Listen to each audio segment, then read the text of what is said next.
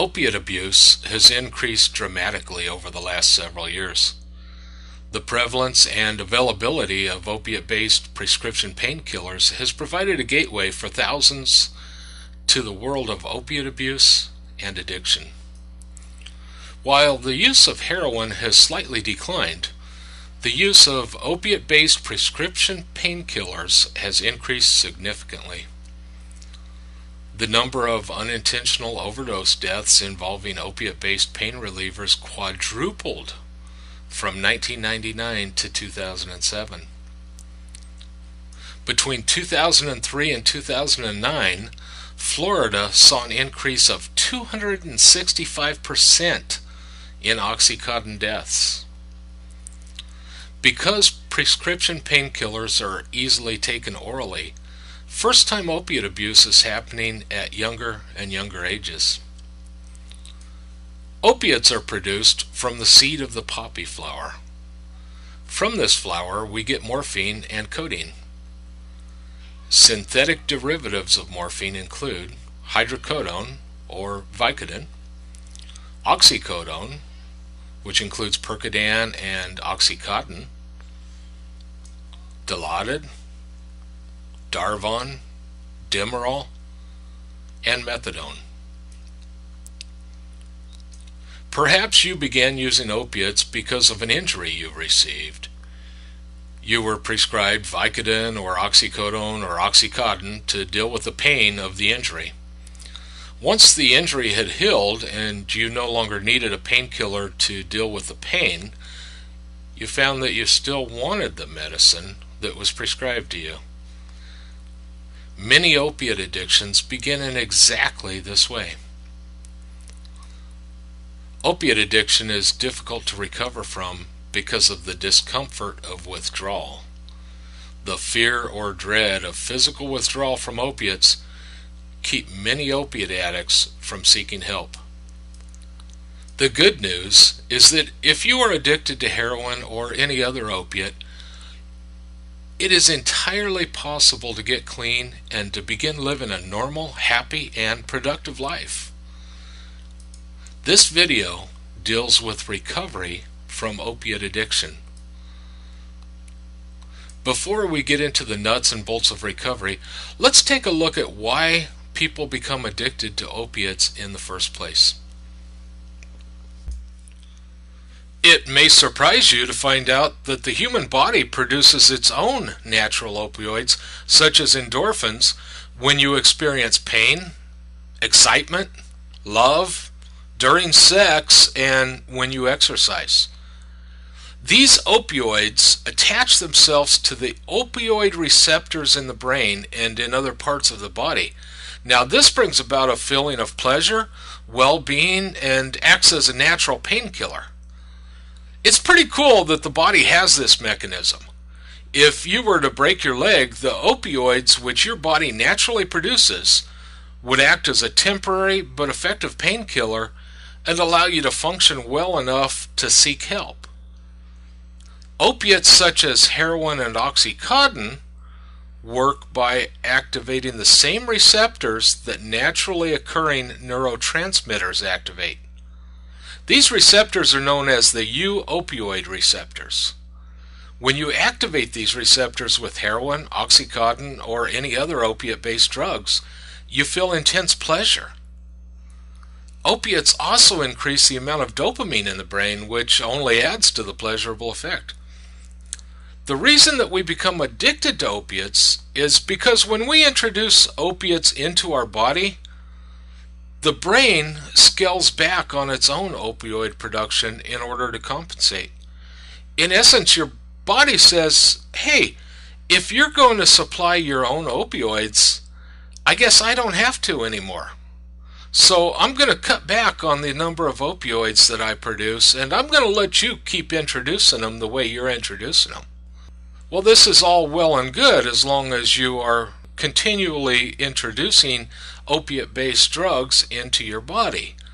But let's say that you decide to get clean and stop using opiates altogether. Well, the body doesn't just jump in and start producing natural opioids right away to compensate. It waits to see if maybe you'll change your mind or maybe you'll get lucky and score some dope. It takes a little while for the body to kick in and begin producing its own natural opioids again.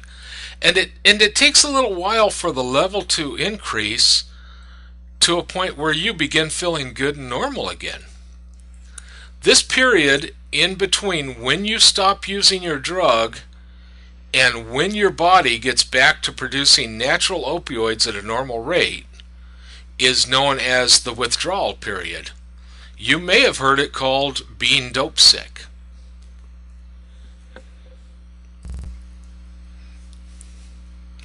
There are basically two different ways to treat opiate addiction.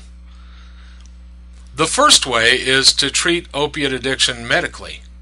This could either be through the use of methadone or the use of buprenorphine. Methadone maintenance involves receiving regular and long-term doses of methadone, which are dispensed through methadone clinics.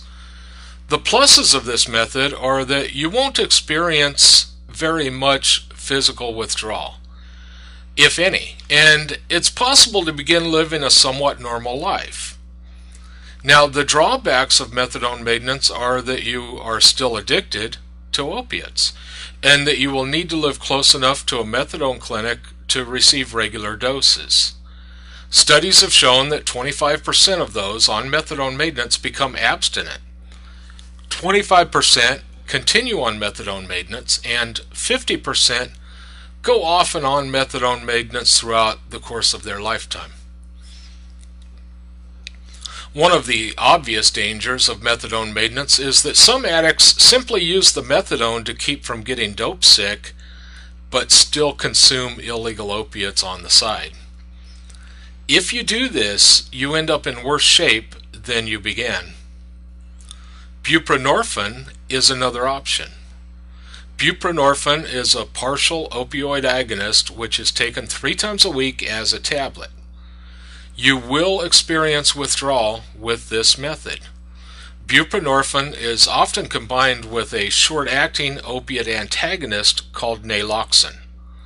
Naloxone acts to negate the pleasurable effects of any opiate that you bring into your body. So if you do use an opiate while you're on naloxone, you won't feel the pleasure that's normally associated with that opiate. The pluses of naloxone are that naloxone is a tablet which may be prescribed, which means that you don't have to live near a methadone clinic in order to use naloxone. The drawbacks of using buprenorphine combined with naloxone is that you still have to go through withdrawal before you begin the treatment. Another drawback is that this type of treatment depends upon you actually taking the tablet, because simply using buprenorphine combined with naloxone does nothing to help recover from the emotional dependence on the drug. It's sometimes easy to start thinking maybe I'll just go off of the tablet for a few days, get high, and then get back on the tablet.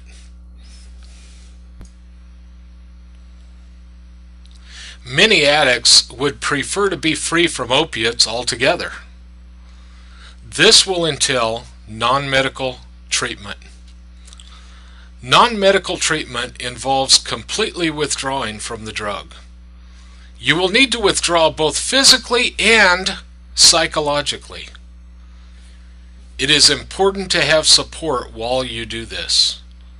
One option for obtaining support during your withdrawal is to admit yourself to a residential treatment program. Your initial withdrawal from the drug will be primarily physical. This is known as the acute withdrawal phase, or detoxification. This phase normally lasts anywhere from 1 to 3 weeks, depending on how long you have been using and how much. During acute withdrawal, you may experience agitation, anxiety, tremors, muscle aches, sweating, hot and cold flashes, nausea, vomiting, and diarrhea. Acute withdrawal is physically difficult and it is uncomfortable. If you're going through acute withdrawal right now, just hang in there and remember that you deserve a good life. After the physical withdrawal symptoms of acute withdrawal have passed, and they will pass, you will experience less intense withdrawal symptoms during what is known as the post-acute withdrawal phase. This is the phase of withdrawal where your brain is returning to normal and fine-tuning itself. During this phase, you may experience boredom, insomnia, self-doubt, depression, and restless legs.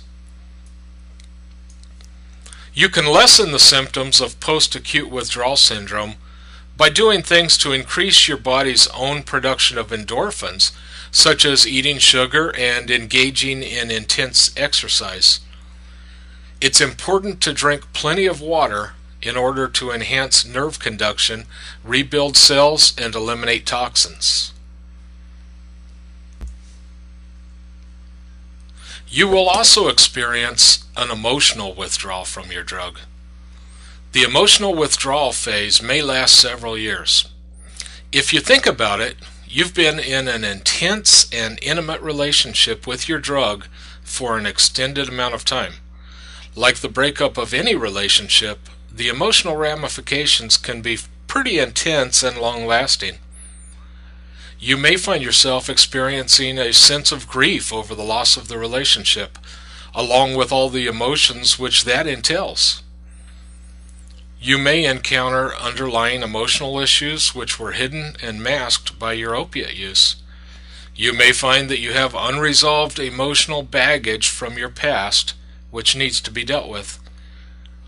Now that you can't use your drug to cope with negative and unpleasant feelings, you may find difficulty coping altogether. You may find that you became emotionally addicted to the paraphernalia which you used in your addiction, or the rituals you engaged in your addiction. Chances are that your social life has begun to revolve around your drug use, and eliminating the drugs from your life leaves you without a social life and leaves you missing your old friends. You will more than likely experience some delusional thinking in regards to your drug use. You may start to entertain the idea that you can go back and use opiates occasionally without getting strung out. It's an attractive idea that maybe you can get in and use just a little bit and then jump out before you get a habit going again. The problem with this is that as soon as you use again, your emotional addiction comes back full force. It's as if you found a long-lost lover, and it becomes very difficult to extricate yourself from that relationship. Before you know it, the physical addiction is back as well.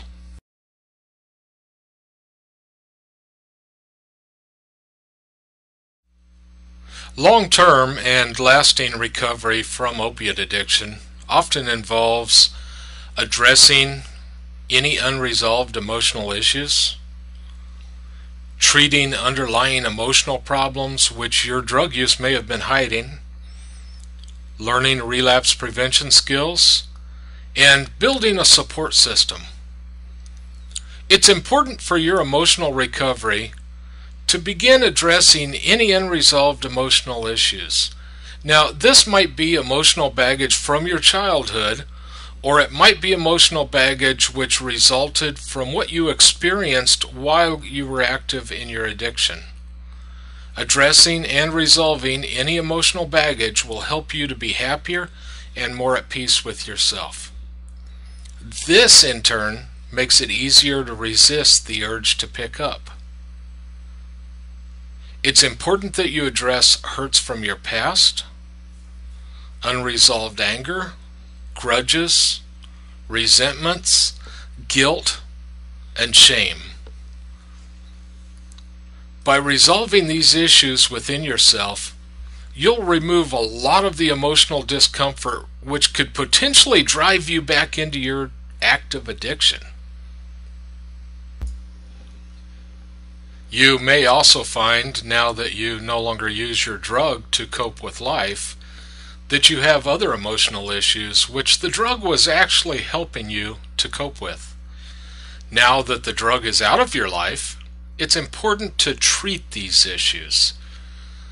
Some of the more common emotional problems which are seen in addicts are depression, anxiety, anger problems, and codependency.